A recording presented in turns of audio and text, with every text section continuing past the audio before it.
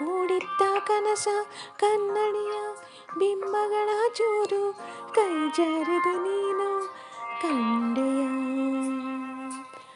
ಮಧ್ಯದಲ್ಲಿ ನಿಂತ ಮಾತೊಂದ ನಾನಡೆದ ಹಾದಿ ನೀನಾದರೂ ಒಮ್ಮೆ ಹೇಳಿಯ ಬರಹದ ಪುಟ ಹರಿದೋಗುತ್ತಿದೆ ವಿರಹದ ಜರಿಯ ಹಾದು ಹೋಗುತ್ತಿದೆ ಆ ನೆನಪಿ ಆಧಾರ ನನ್ನಲ್ಲಿ ನೀಗಲಿ ನೀನದಿ ಕಣ್ಣಲ್ಲಿ ಆ ನೆನಪಿ ಆಧಾರ